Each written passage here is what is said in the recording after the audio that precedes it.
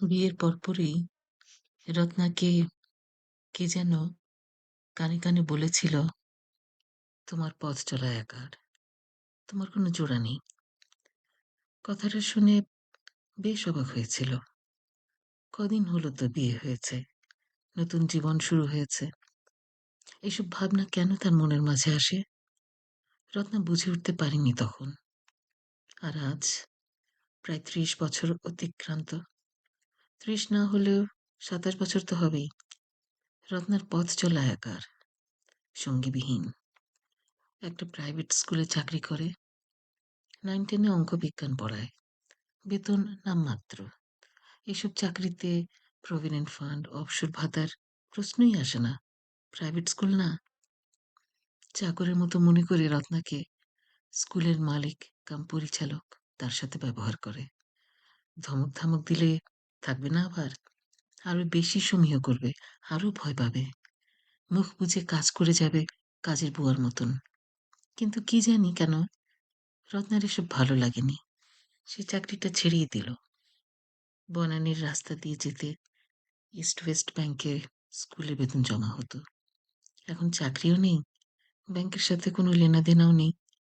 সচরাচর তাই এদিকে আর আসা হয় না রত্নার। কিন্তু সেদিন অন্য একটি কাজে রত্না হেঁটে যাচ্ছিল ওই রাস্তা দিয়ে। শুকনো দিন, এত বড় রাস্তা আর শেষ হয় না। পথ যেন খুব দীর্ঘ মনে হচ্ছে। হঠাৎ খুব বাতাস বইতে শুরু করলো। কি অদ্ভুত! বাতাসের তোড় প্রচণ্ড হচ্ছে, যেন টর্নেডোর মতন। ক্ষেপে গেছে প্রকৃতি। কারোর উপর ক্ষেপে গিয়ে সে আচমকা উন্মত্ত হয়ে উঠেছে। রাস্তার পাতাগুলো ঘূর্ণি খাচ্ছে, ধুলোবালি, ময়লাগুলো সব একত্রে ঘূর্ণি খাচ্ছে। রত্না আকাশের দিকে তাকালো, দেখল মেঘ জমেছে, কিন্তু বৃষ্টি হবার মতন নয়। দিন তো খুব শুকনা ছিল। আচমকে যেন কিছু একটা ঘটে যাচ্ছে। কি ঘটাচ্ছে? কেন? রত্না বুঝবার আগেই প্রচণ্ড বাতাসের সাথে শুরু হলো ঝমঝম বৃষ্টি। এ রাস্তার শেষ প্রান্তে যাবার কোনো সুযোগ নেই। বৃষ্টি আর ঝোড়ো হাওয়ায় টেকাই যাচ্ছে না, হাঁটাও তাই, যেন উড়িয়ে নিয়ে যাবে। আশ্রয় নিতেই হবে কোথাও। পাশে সেই ইস্ট ওয়েস্ট ব্যাংকের পটিকোতে রাস্তার সবাই জড়ো হয়েছে। বিকেল 4টা বেজে গেছে, তাই ব্যাংকের সামনের দরজা বন্ধ। কেউ ঢুকতে পারছে না ভিতরে। সবাই গাদাগাদি করে ওই অতটুকু জায়গায় পটিকোর নিচেই ঠাঁই নিয়েছে। রত্নাও এসে তাদের সাথে সামিল হলো। তার ভাগ্য যেন তাকে ঠেলে এখানে পাঠালো। রত্না বুঝে উঠতে পারছে না ব্যাপারটা। একটু খটকাও লাগছে প্রকৃতির আকস্মিকতা দেখে। সে ভাবল, জীবনের যেন যেমন নিশ্চয়তা নেই, প্রকৃতির তেমন যেন আজকাল কোনো নিশ্চয়তা নেই। শুকনো মেঘলা দিন ছিল, তা হঠাৎই বদলে বাদলা দিনে ত্রাণ নিল। এমন কেন হলো? তার জন্য তো বিশেষ করে হয়নি। রাস্তার সকল পথচারীরা সবাই এই দুর্যোগে এখন আক্রান্ত। সামনে তাকিয়ে দেখল একটা সাদা গাড়ি ঢুকছে ব্যাংকের চত্বরে। পার্কিং এ না থাইমে বিল্ডিং এর দিকে এগিয়ে আসছে গাড়িটা। প্রচন্ড বৃষ্টি তো, হয়তো কাউকে নামিয়ে দেবে বলে পটিকোর দিকে এগিয়ে আসছে। কিন্তু এখানে তো অনেক লোক গাদাগাদি করে দাঁড়ানো। গাড়িটা কোথায় থামবে বা কোথায় দাঁড়াবে? আবার থামারও তো লক্ষণ দেখা যাচ্ছে না। বেশ অবাক হচ্ছে ড্রাইভারের চালনা দেখে রত্না। এতটুকু জায়গায় গাড়িটা যেন মানুষের উপর তুলে দেবে এমন একটা ভাব সেই ড্রাইভারের। সত্যি যেন তাই হলো। গাড়িটা এসে রত্নার গায়ের উপর পড়তে পড়তে পায়ের কাছে কোনো মতে থামলো। চাকাগুলো রত্নার আঙ্গুলগুলো এই থেতলে দেয় বলে অল্পের জন্য বাঁচোয়া। সে দেখল খ্যাটখ্যাটা মেজাজের একটা লোক গাড়ি থেকে নামতে নামতে ড্রাইভারকে বলতে লাগলো, আগাও, আগাও, আরো আগাও, গাড়িটা তুলে দাও, তুলে দাও মানুষের উপর। গাড়িটা রত্নার পায়ের উপর তোলার কারণেই খ্যাটখ্যাটা লোকটা যেন রত্নাকে উদ্দেশ্য করে ড্রাইভারকে বকা দিচ্ছিল। মানে সরাসরি নয়, কিন্তু রত্নাকে জানান দিচ্ছিল যে তারা খুব দুঃখিত ড্রাইভারের এমন আচরণের জন্য। আর একটু আগালেই তো অ্যাক্সিডেন্ট ঘটে যেত। ভিড়ের মাঝে রত্না আর কতটুকুই বা সরতে পারত? পারত না। আর জায়গা ছিল না। লোকটা নেমে চলে গেল ব্যাংকের পিছনের গেটে। মানে সে জানে এখন ব্যাংকের সামনে দরজা বন্ধ। লোকটা ৫০ বছর বয়স্ক হবে। শুকনা, লম্বা, কাঁচা পাকা চুল, খুব বুদ্ধিসম্পন্ন, গার্জিয়ান সুলভ ভাবভঙ্গিমা। মানে গাড়ির মালিক বোঝা যাচ্ছে। ড্রাইভারের পাশের সিটে বসা ছিল। লোকটা নেমে যেতেই গাড়িটা পিছনে বাঁক নিল।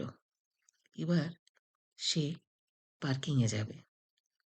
জানালা দিয়ে একটা ছেলে বয়স ২২-২৩ হবে, ঘাড়টা ঘুরিয়ে এদিক ওদিক তাকাচ্ছে আর চারপাশে বুঝে ওঠার চেষ্টা করছে কি হচ্ছে বা কি হয়েছে।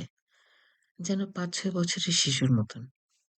রত্না আরেকটু ভালোভাবে খেয়াল করে দেখল ছেলেটি আর কেউ নয়, এই সেই তার ভোলাভালা স্বামী প্রভুর আবিদুর। সেই ২৭ বছর আগের সংসার যাত্রা শুরু করেছিল যার হাত ধরে, সেই আবিদুর এই গাড়িতে বসে আছে। এই ২৭ বছরে আরো ইয়ং লুকিং হয়েছে। ৩০ বছর তখন ছিল বয়স, আর এই ২৭ বছর পরে এসে যেন মনে হচ্ছে তার বয়স ২০-২২-এ ঠেকেছে। এখন তো অন্তত ৫৭ হবার কথা। কিন্তু এত বয়সে আরো শিশুসুলভ, নির্মল, সাদাসিধে ভাব এসেছে চেহারায়। খ্যাটখ্যাটা মেজাজের লোকটা মনে হয় আবিদুরকে দেখাশোনা করে। ঘটনাগুলো এত দ্রুত যে রত্নার সামনে ঘটছে এমন ভাবার তো কোনো কারণ নেই যে রত্নার জন্যই ঘটছে। কিন্তু গাড়িতে আবিদুর কেন উপবিষ্ট? এই সকল দৃশ্য কেন রত্নার সামনে এভাবে ঘটে চলছে?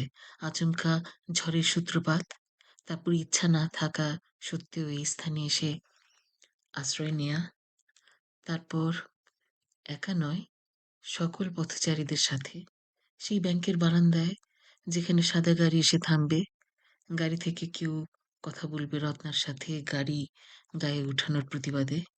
রত্না আরো মনোযোগী হয়ে দেখবে গাড়িতে কে আছে, জানালার কাঁচ খোলা থাকবে এবং তার ফলে স্পষ্ট দেখা যাবে সেই গাড়িতে একটা ছেলে বসে আছে যে কিনা আসলে সেই আবিদুর।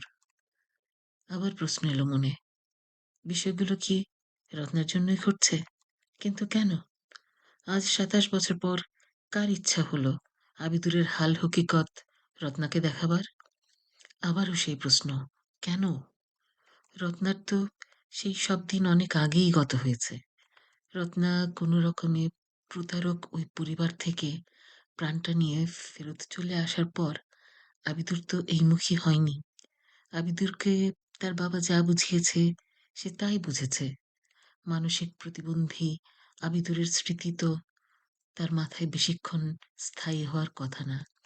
সে অবস্থায় তারা থাকেও না। তাদের মস্তিষ্কের গঠন আলাদা। তার বাবা যদি তাকে বলে সব ভুলে যাও, সে ঠিক ঠিক ভুলে যাবে। রত্নার জায়গায় আবিদুরের বাবা পরবর্তীতে তার জন্য হীরা, মুক্তা, পান্নার থেকেও ভালো ভালো বউ এনে দেবে। আবিদুর তাতেই খুশি হবে। তাহলে এত বছর পর রত্নার সামনে প্রকৃতি কেন এই ঝড়ের সূচনা করল? বড্ড রসিক, অথবা বলবো বড্ড বেরসিকই প্রকৃতি। রত্নার সাথে সে বিদ্রূপ করতে ছাড়েনি। রত্নার ঘাড়ে মানসিক ভারসাম্যহীন প্রতিবন্ধী একজনকে চাপিয়ে দিয়ে প্রকৃতি সেই নির্মম প্রহসন কেন করেছিল রত্না তা আজও জানে না। আর আজকে ভিড়ের মাঝে রত্নার ঘাড়েই এসে পড়ল গাড়িটা। আর জায়গা ছিল না। সময়টাও কি সুন্দর মিলে গেছে। ঝড়ে বক মরে, ফকিরের কেরামতি বাড়ে।